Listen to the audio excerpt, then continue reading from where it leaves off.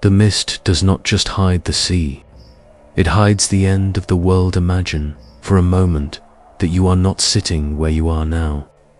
Imagine you are standing on the cold, damp stone of a watchtower on the coast of Northumbria. The year is 793.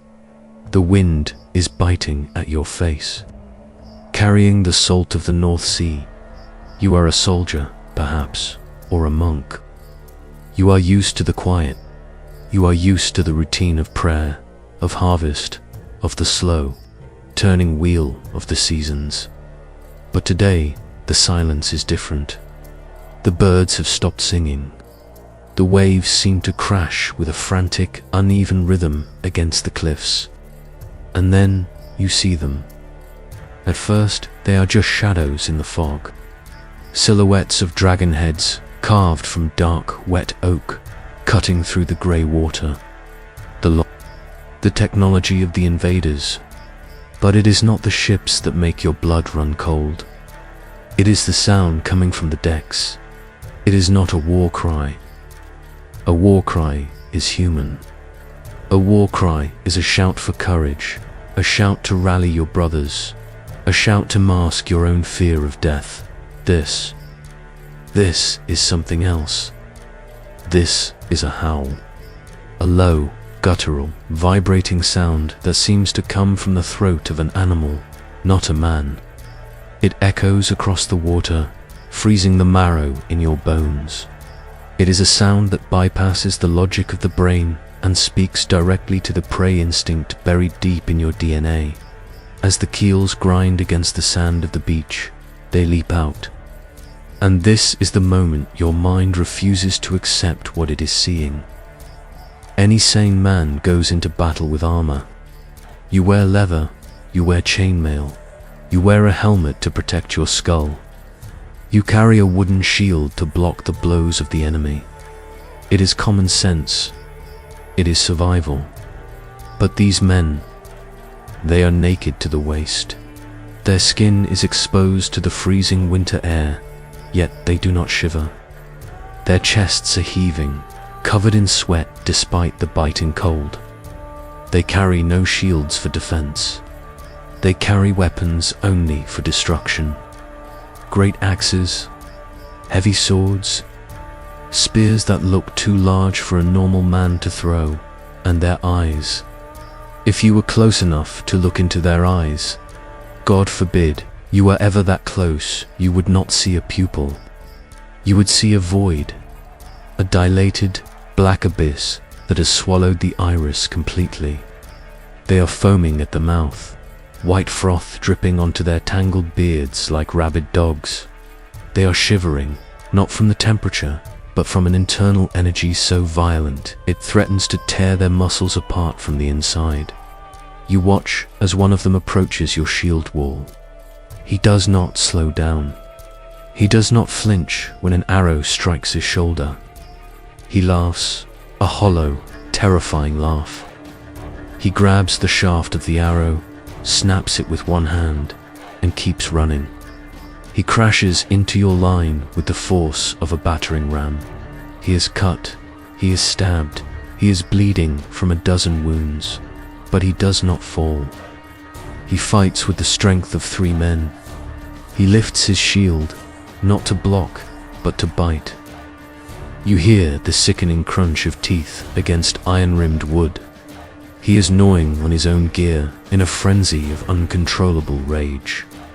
This was the sight that greeted the people of Europe in the Viking Age.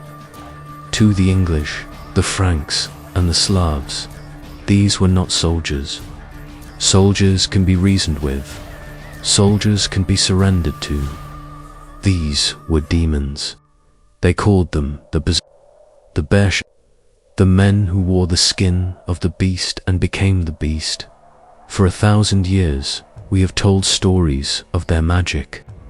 We sat around fires and whispered that they were shapeshifters, skinwalkers who could physically transform into wolves and bears under the light of the full moon.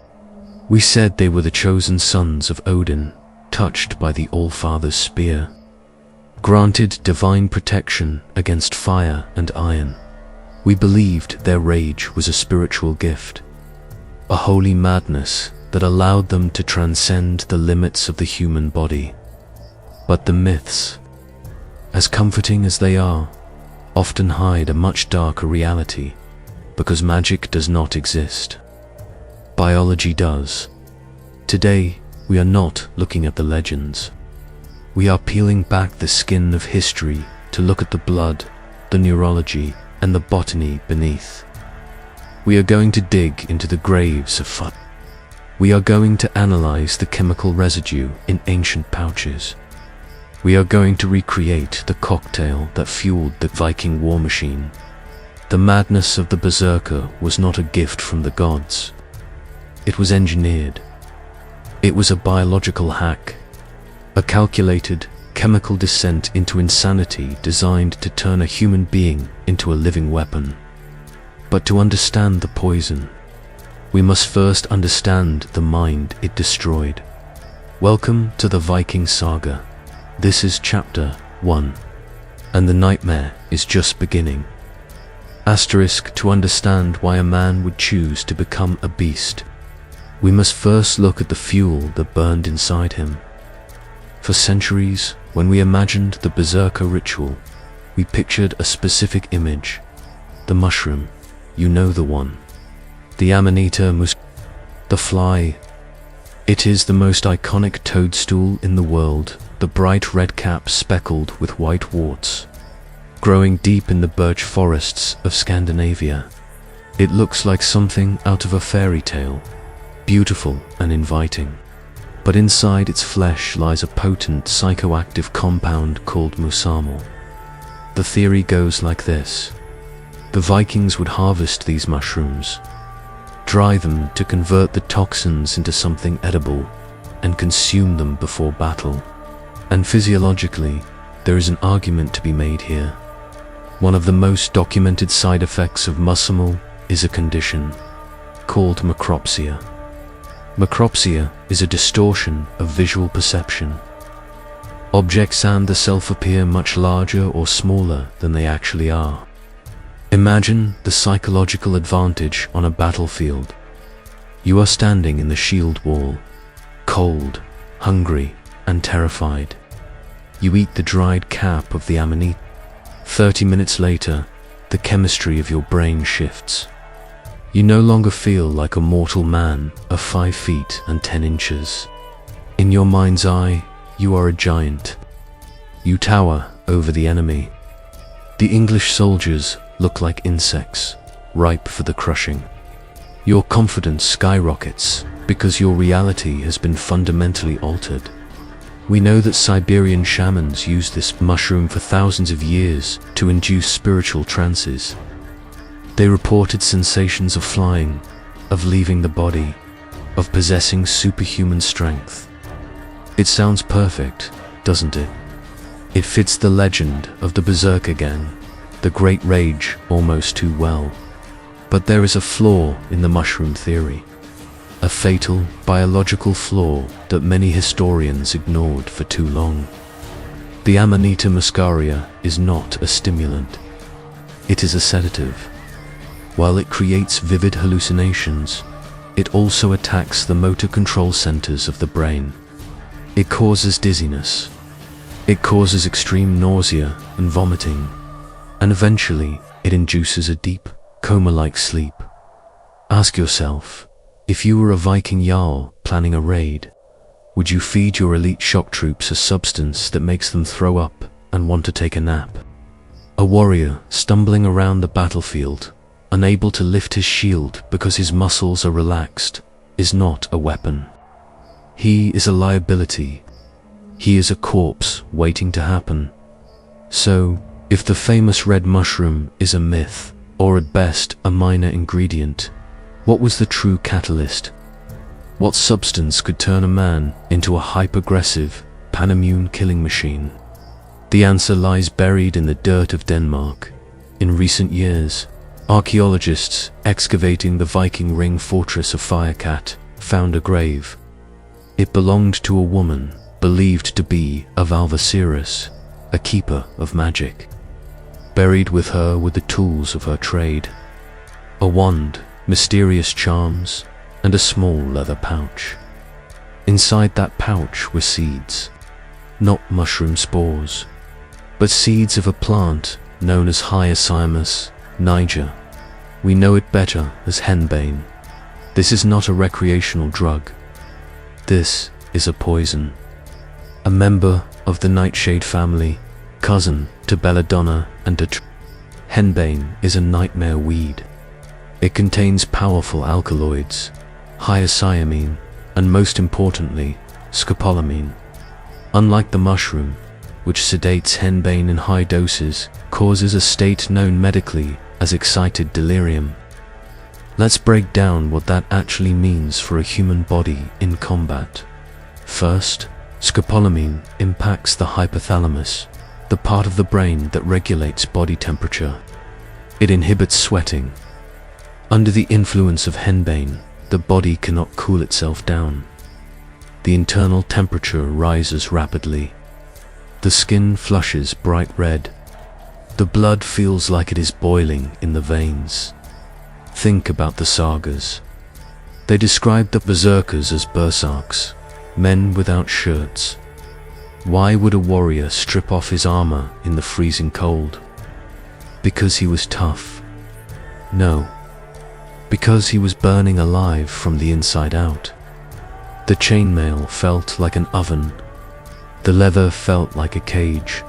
They stripped to cool down, fueled by a chemical fever. Second, the drug offers the ultimate gift to a soldier: analgesia. Pain suppression. Under a heavy dose of henbane, the nerve endings are dulled. You could take a slash across the chest. You could have a spear thrust through the thigh, and you wouldn't feel the sharp sting of trauma. You would feel a dull thud, perhaps, but the agony that stops a normal man would be absent.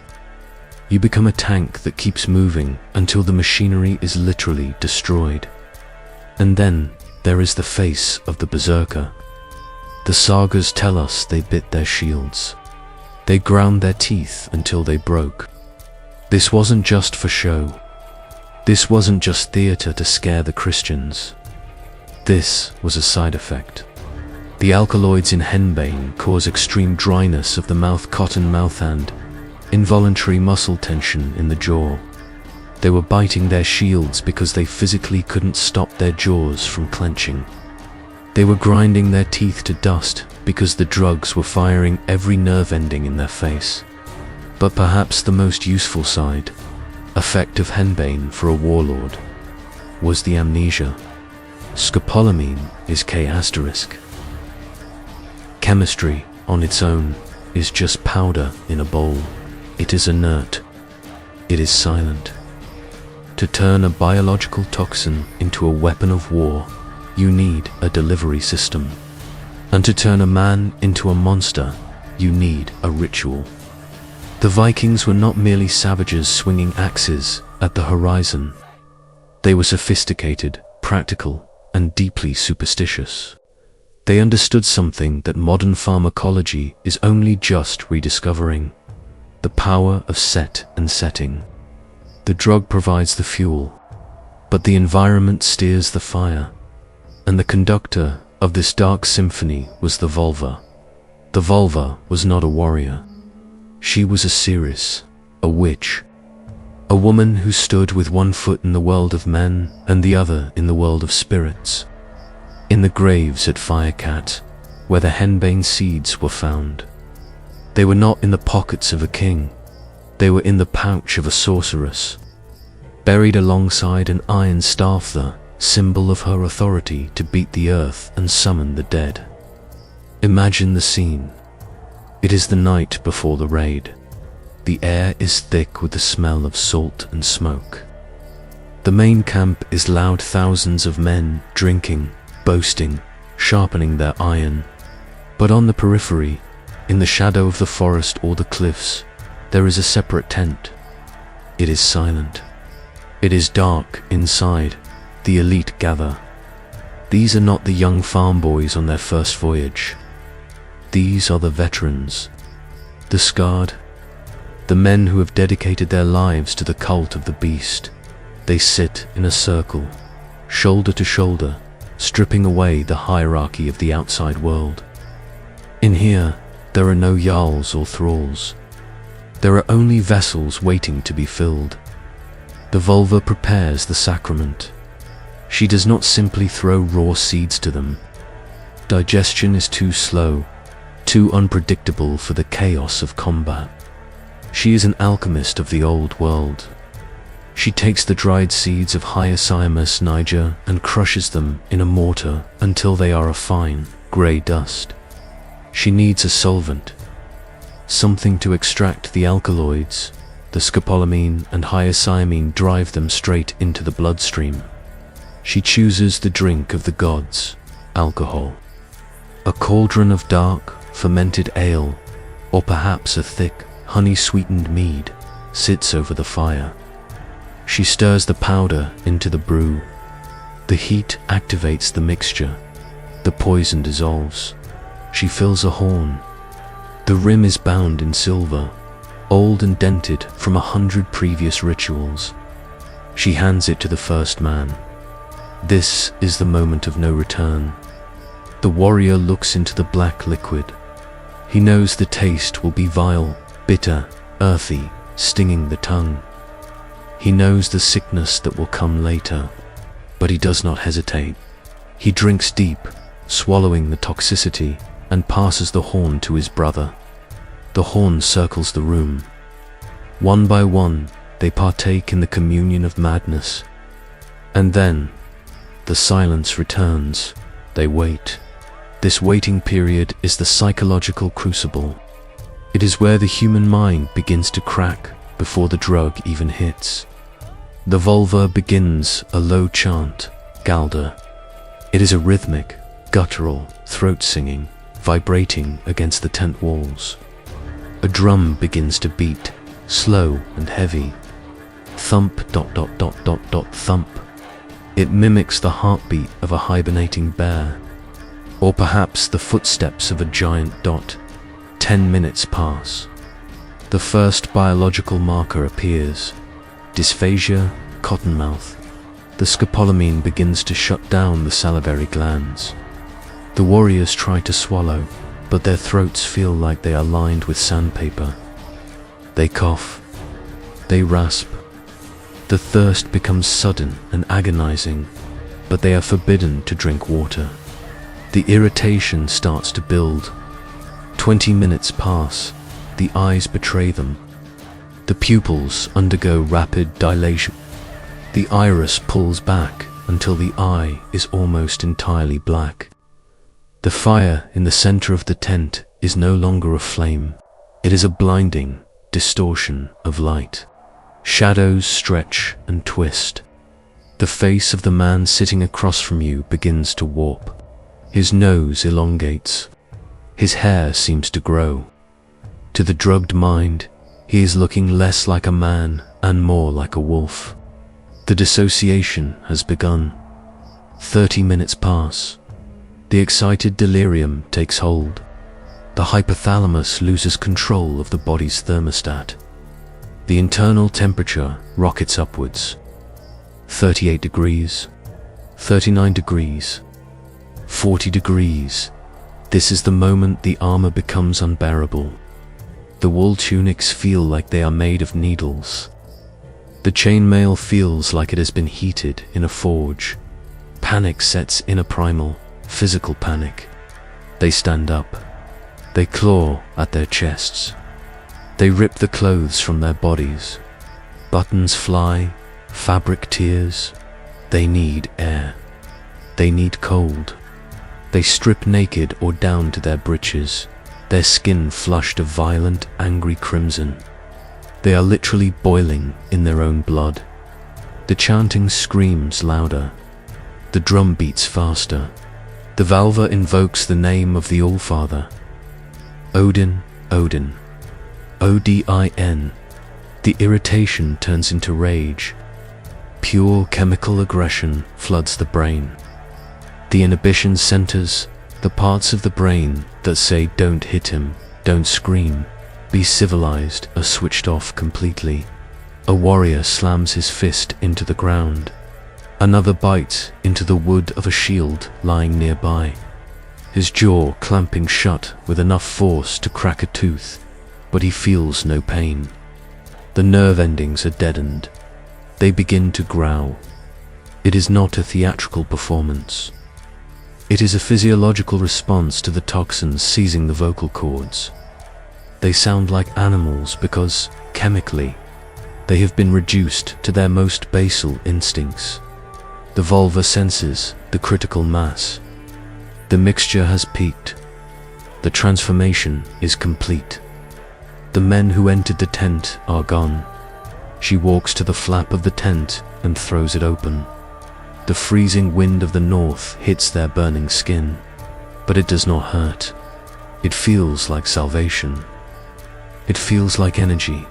They spill out into the night, steam rising from their shoulders, eyes wide and black, teeth bared at the moon. They are no longer humans fighting for land or gold. They are avatars of destruction. The ritual has done its work. The poison is in the veins, but a poisoned man is just a madman. To aim this weapon to ensure they killed the enemy and not each other, they needed a belief system. They needed to believe that this fire in their blood was not a drug, but a god. They needed the blessing of the Lord of the Frenzy. Chapter 4. Odin's Chaotiosin. The drug is in the blood. The body is burning. The mind is fracturing. But a Viking warrior does not know what hyoscyamine is. He does not know what alkaloids are.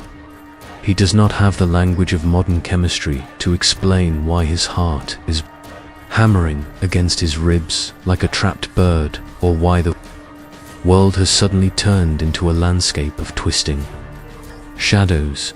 He needs an explanation. He needs a reason for the madness. And his culture provided him with the most terrifying justification of all: divine possession. To understand the Berserker, you must forget the Odin you see in comic books or Hollywood movies. Forget the benevolent grandfather sitting on a golden throne. The Odin of the Viking Age, the historical Odin, was a figure of terror. He was the lord of the hanged, the god of the gallows, the sorcerer. His very name holds the secret. In Old Norse, he is Unin. This name is derived from the root word ar, and or does not mean king or father. It means fury. It means excitement. It means ecstasy. Odin is literally the master of the frenzy. There is a reason why Odin is the god of two seemingly opposite things: poetry and war. To the modern mind, these are contradictions. Poetry is creation. War is destruction. But to the Viking mind, they were the same thing. Both required the removal of the self. To write a great saga, you must enter a trance, letting the words flow through you from a divine source. To fight as a berserker, you must enter a trance, letting the violence flow through you from that same source. The berserker did not view the effects of the Henbane potion as a poisoning. When his skin flushed red, he didn't think, "I am overheating." He thought, "The spirit of the Allfather is entering my veins." When he felt the surge of adrenaline and the suppression of pain, he didn't thank the Völva. He thanked Odin for granting him immunity from steel. This belief system transformed the battlefield. It was no longer just a place of tactical combat. It was a temple, and the slaughter was a sacrament. Every life taken was a gift sent directly to Valhalla. Snorri Sturluson, the great historian who wrote the Viking Saga in the 13th century, described this state perfectly. He wrote, "Odin's men went to battle without armor, and were as mad as dogs or wolves. They bit their shields and were as strong as bears or wild bulls. They killed men, but neither fire nor iron told upon them. This is called Berserkergang. Neither fire nor iron told upon them. Think about the power of that belief. If you truly believe with every fiber of your being that the god of death has chosen you, that he has wrapped his cloak around you, fear becomes impossible. The placebo effect of faith, combined with the chemical dissociation of the drugs, created a psychological armor far stronger than any chainmail. This is why the Berserkers were often grouped together as a cult. They were the Elfinna, the Wolfcoats, or the dedicated warriors of the boar. They were not just soldiers. They were a holy order of warrior monks, dedicated to the worship of violence. They lived apart from regular society. Why? Because you cannot turn the frenzy on and off like a switch. A man who has touched the mind of Odin, a man who has chemically and spiritually walked the line between life and death, does not fit in at a peaceful harvest festival. They were feared by their enemies, yes, but they were also feared by their own people. To be chosen by Odin was a double-edged sword. He was a fickle god. He was known as the deceiver. He would grant you the power to tear a man in half with your bare hands. He would give you the glory of the... We have spoken of the drug. We have spoken of the god. But what exactly did these men believe they were becoming? In the modern world, a soldier puts on a uniform. It identifies his rank, his country, his unit. But in the Viking Age, a warrior put on a skin, and that skin was not just clothing. It was an identity. It was a transfer of soul. The sagas are very specific. They do not just use the word warrior. They use two distinct terms, often confused, but representing two very different types of monsters, the Berserker and the Elefosh, Gnar the bear and the wolf. The word Berserker itself is a subject of debate, but the most accepted translation is bear shirt, Berserker. To understand the Berserker, you must understand the bear. In the Norse wild, the brown bear is the king. It is not a creature of speed. It is a creature of unstoppable mass. It is solitary. It is silent. But when it strikes, it crushes bone with a single blow. The warriors who aligned themselves with the bear were the heavy infantry of the Viking world. Under the influence of the Henbane, they mimicked the bear's movement. They were slow to anger, perhaps, but once the frenzy took hold, they became immovable objects. They didn't dodge. They didn't parry. They smashed. They used heavy axes, hammering through shield walls with the sheer weight of their drug-fueled hysteria. They channeled the bear's resilience, the ability to take a spear to the chest and keep standing. But then, there were the others. The ones who terrified even the Berserkers. The Elefach Gnar. The Wolfcoats, Elefach Gnar. If the Berserker was a tank, the Elefach Inn was a razor. They wore the pelts of wolves over their shoulders. And just like the animal they worshipped, they did not fight alone. They fought in packs. The psychology of the Wolfcoat was different. The drug affects the brain differently when you are in a group. The Elefach Gnar were known for their speed, their chaotic movement, and their cruelty. The bear crushes. The wolf tears. The sagas described them as moving on all fours before the clash, howling, biting, attacking the throat. This brings us to a terrifying psychological question. Did they just act like animals? Or did they genuinely believe they were animals? Medical science gives us a name for this condition. Clinical lycanthropy. It is a rare psychiatric syndrome where the patient holds a delusional belief that they are transforming into a non-human animal. Imagine the combination. You take a man who has been raised from birth on stories of shape-shifting gods. You put him in a ritualistic trance. You feed him powerful hallucinogens that distort his perception of his own body. When he looks at his hands, he does not see fingers. The macropsia caused by the drugs warps his vision. His fingers look like claws. His skin feels tight, as if fur is sprouting from his pores. His sense of smell becomes hypersensitive. He smells the blood, the sweat, the fear of the enemy. In that moment, he is not pretending. In his mind, the transformation is literal. He is the wolf. The humanity, the part of the brain that feels empathy, guilt, or mercy is entirely suppressed. A wolf does not pity the sheep. A wolf does not hesitate to kill. By convincing themselves they were beasts, they absolved themselves of the sins of men. This distinction created a strange hierarchy in Viking society. The Berserkers, bears, were often respected. They were the champions, the bodyguards of kings. We see them in the service of King Harald Fair. They are the shock troops at the front of the ship.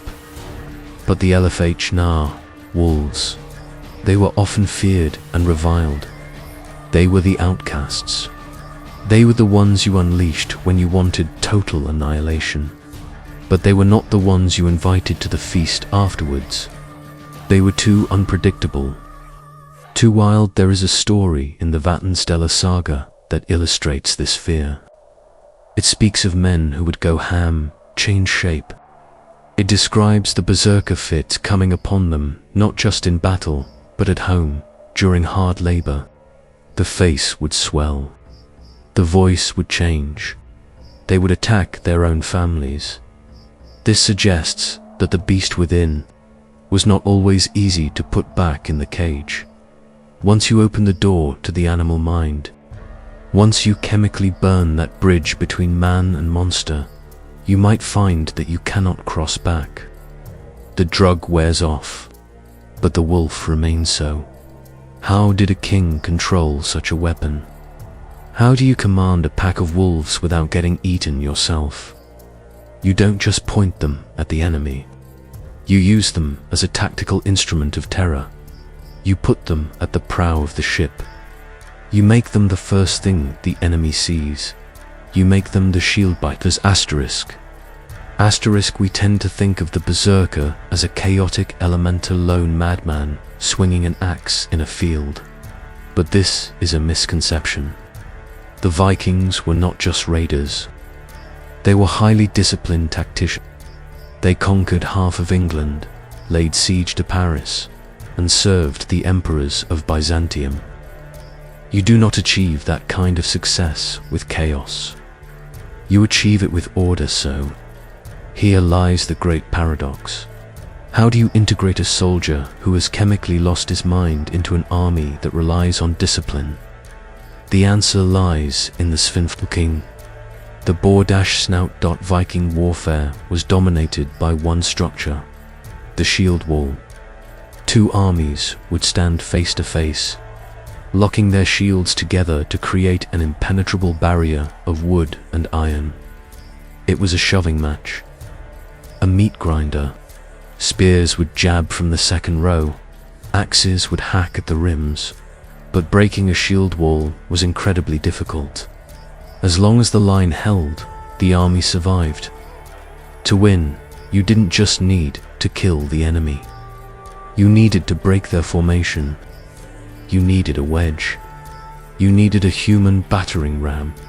This was the role of the berserker. They were not placed in the middle of the line, shoulder to shoulder with the farmers and regular soldiers. That would be too dangerous. In their drug-fueled haze, a berserker might turn and kill the man next to him. They needed space. They needed a runway. The Viking commanders would arrange their forces in a wedge shape. At the very tip of the wedge, the single point that would make first contact with the enemy. stood the Berserkers. Imagine the psychological terror of the opposing army. You are an English soldier in your shield wall. You are tight, cramped, locking shields with your neighbor. And charging towards you is not a line of men, but a spear point of screaming, foaming giants. They hit the wall with zero regard for their own safety. A normal man slows down before impact to protect himself. The Berserker speeds up. They would throw themselves onto the enemy shields, hacking downwards with heavy Danish axes, shattering the wood. They would literally leap over the first rank to attack the men behind. They were suicide troops. Their job was to create a gapper hole in the wall. Once that hole was opened, the regular Viking army would pour inside like water through a breached dam, and the slaughter would begin. But their utility was even greater at sea. Naval warfare in the Viking Age was not about sinking ships with cannons. It was about boarding. You would lash the ships together and fight on the decks. The most prestigious and most dangerous position on a long ship was the prow, the very front of the boat. This was known as the stam. The men who stood there were called the stamsark. The prow-men, this is where the kings kept their berserkers. Why? Because when two ships collide, the prow is the first thing to cross enemy lines. Imagine the scene on the North Sea. The decks are slippery with salt and blood. The ships crash together with the sound of splintering oak. Before the ropes are even tied, the berserkers are jumping across the gap. They are the first wave. They clear the enemy deck, swinging wild arcs of steel, immune to the fear of falling into the freezing black water. And then, there is the name of this chapter, the shield-biter. Historically, we have evidence of this beyond just stories.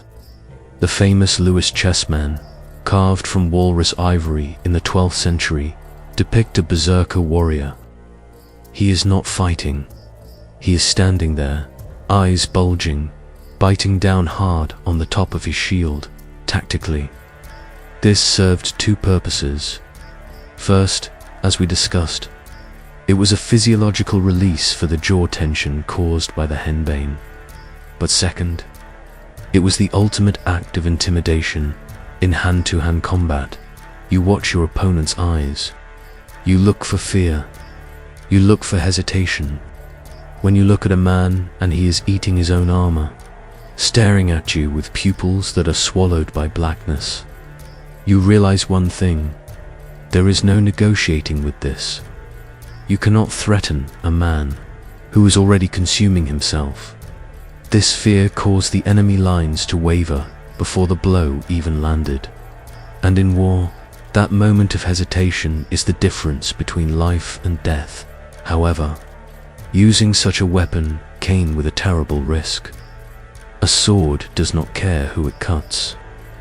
A fire does not care who it burns. And a berserker, deep in the red mist, often could not tell the difference between a Saxon and a Viking. The sagas tell us of berserkers who, after killing every enemy in sight, would turn around and attack their own brothers, or hack at trees and boulders because the rage had not yet subsided. They had to be handled like dangerous animals.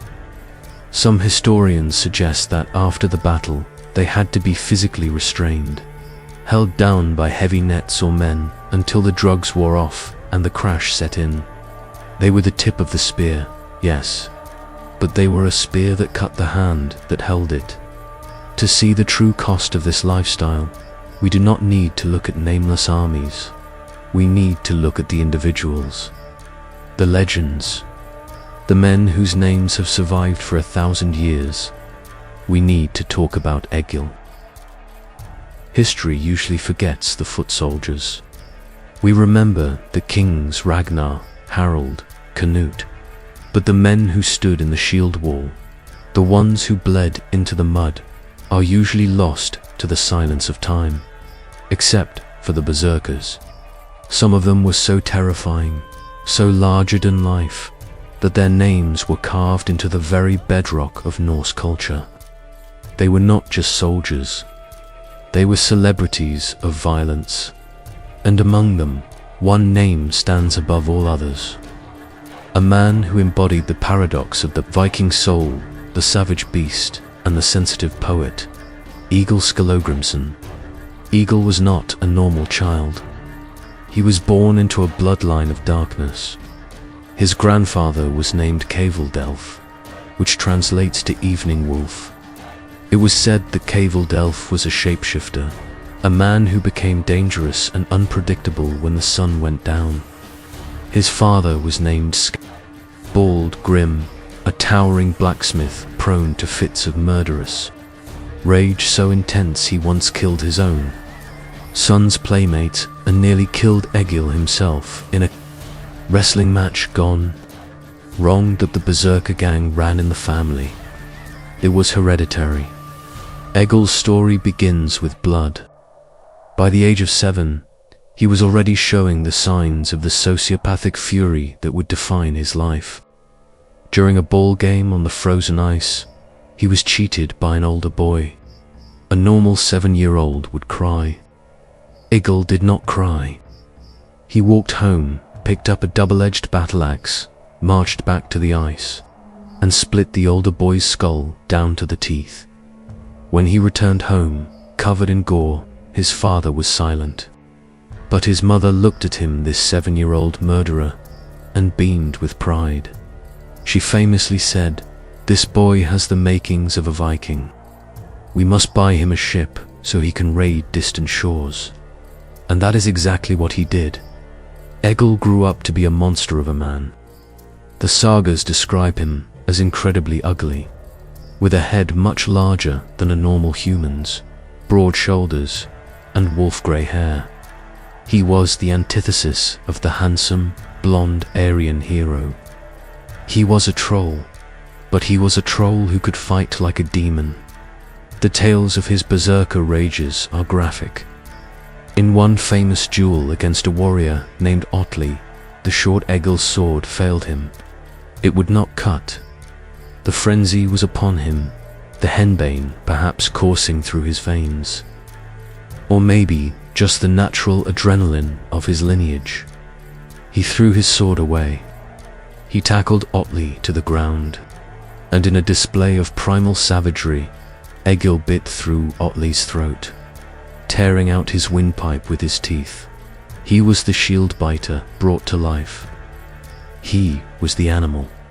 Yet, this is the paradox that confuses historians.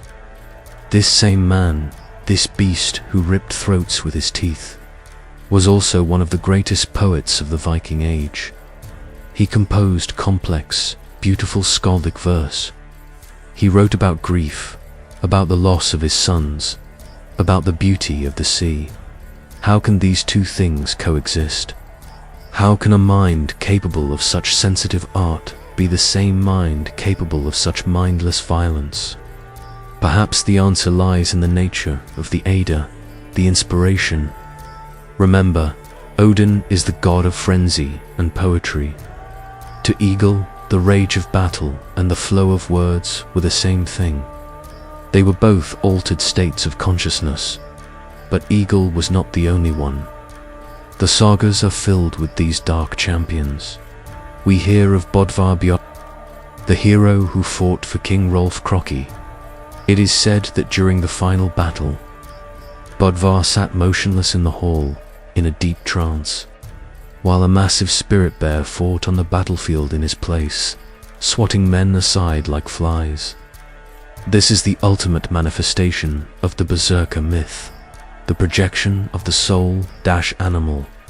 We hear of Ivar the Boneless, the crippled strategist who, despite his physical limitations, possessed a mind so ruthless and a rage so cold that he dismantled the Anglo-Saxon kingdoms of England. These men were revered. They were given the best seats in the hall. They were paid double the weight in silver, a hack silver salary. But they were tragic figures. Egil Skallagrimsson died, an old man, blind and deaf, hiding his treasure in the ground. The rage had burned him out. His skull, dug up centuries later in a churchyard in Iceland, was said to be so thick that when a man struck it with an axe to test its strength, the skull did not break. The axe turned white from the impact. This detail, the thick skull, the ugly features, the fits of rage, has led modern science to ask a different question. Maybe it wasn't just drugs. Maybe it wasn't just religion. Maybe the berserkers were sick. What if the fury was actually a symptom of a genetic disease? What if the monsters of the north were actually victims of their own biology? To understand the end of the Berserker Age, we must look at the diagnosis. Chapter 8. The Genetic Legacy. We have spent hours discussing potions, rituals, and gods. We have looked at the external factors that could drive a man to madness. But what if the madness was not something they drank? What if it was something they were born with? Let us return to the grave of Egil Skallagrimsson. Centuries after his death, during an excavation of a churchyard in Iceland, a skull was found. It was believed to be Egil's. The sagas tell us a chilling anecdote about this discovery. The priest, curious about the legends of the famous berserker, took a heavy iron axe and struck the skull as hard as he could. A normal human skull would have shattered like an eggshell, but this skull, it did not break, it did not crack. The bone was so dense, so unnaturally thick, that the iron of the axe was dented, leaving the bone turning white from the impact but remaining whole for a long time. This was dismissed as just another tall tale, a myth to make the hero seem invincible. But modern medical pathology offers a different explanation. A diagnosis that fits the description of Egil and many berserkers with terrifying precision. It is called Paget's disease of bone. Paget single quotes. Disease is a chronic disorder that disrupts the recycling process of old bone. The body generates new bone faster than it can break down the old, resulting in bones that are incredibly dense, thick, and often misshapen.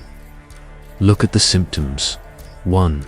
A massive, enlarged head. Egil was described as having a troll-like head. 2. Facial deformity.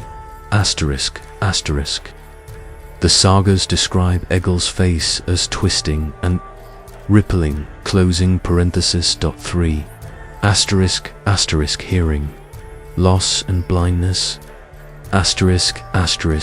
Egil went deaf and blind in his old age, a common result of the thickened skull crushing the auditory and optic nerves. 4. Lethargy and cold feet. Circulation problems. But the most critical symptom is the neurological one. As the skull thickens, it begins to press inward against the brain. This intracranial pressure can cause severe headaches, personality changes, and fits of uncontrollable, psychotic rage. The Berserkergang might not have been a gift from Odin. It might have been the result of a brain being slowly crushed by its own skull. This changes everything. It means that families like Egil's the Evening Wolves were likely carriers of a genetic mutation. They were not chosen by the gods. They were cursed by their DNA. The ugly appearance of the berserkers, their erratic behavior, their monstrous strength, it was all pathology.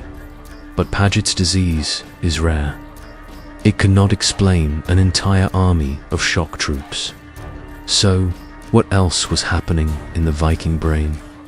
Neurologists have proposed another theory: psychomotor epilepsy, a grand mal.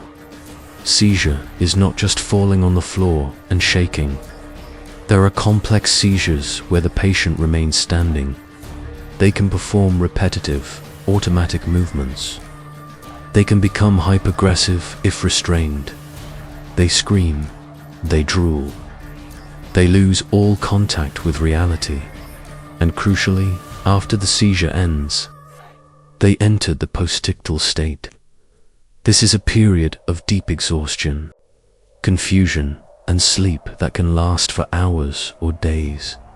Does this sound familiar? The sagas tell us that after the battle, the berserkers were as weak as children. They would lose their strength entirely. This matches the recovery phase of a massive epileptic event perfectly. If this theory holds true, then the ritual we described, the chanting, the drumming, the flashing lights of the fire, was not just magic. It was a trigger. They were deliberately inducing seizures. The alcohol and the henbane might have been used to lower the seizure threshold, making the brain more susceptible to the storm. This paints a tragic picture of the berserker. These were not superheroes. These were sick men. They were men suffering from chronic pain, from pressure in their heads, from a nervous system that was wired to explode. Society did not heal them. Society weaponized them. The Viking kings saw these symptoms, the strength of the bone, the violence of the fit, and they found a use for it. They took the broken, the deformed, and the mentally unstable, and they gave them a place of honor at the front of the ship. They told them their sickness was actually divinity. It was a brilliant, cruel lie, but lies only work as long as the culture supports them. As long as the old gods ruled the north, the berserker was a holy warrior, but a new god was coming, a god of peace, a white Christ who had no use for men who bit their shields and howled at the moon. The age of the beast was ending. The age of law was beginning, and for the berserker, there was no place left to hide. No empire lasts forever. No fire burns without turning to ash. For 300 years, the berserker was the apex predator of the northern world. They were the bodyguards of kings, the shock troops of jarls, the terrifying face of the Viking expansion. But the world was changing. The longships were no longer just bringing back gold and slaves. They were bringing back ideas. They were bringing back a new faith from the south, a faith of stone churches, of Latin prayers, and of a white Christ who preached peace. Not war. The collision between Old Norse paganism and Christianity was not just a religious debate. It was a war for the soul of Scandinavia. And in this new world, there was no room for the berserker. Christianity is a religion of order. It relies on hierarchy, on control, on the suppression of the sins of the flesh. To a Christian bishop arriving in Norway or Iceland in the 11th century, a man foaming at the mouth, biting his shield, and howling like a wolf, was not touched by Odin. He was possessed by the devil. The church did not see a holy warrior. They saw a demon, and they pressured the kings to act. The political landscape was also shifting. The Viking Age was ending. The era of the chaotic raid was giving way to the era of the centralized kingdom. Kings like Olaf Tryggvason or Saint Olaf wanted to build stable nations. You cannot build a stable nation with men who randomly murder their neighbors because they ate too much henbane, the berserker.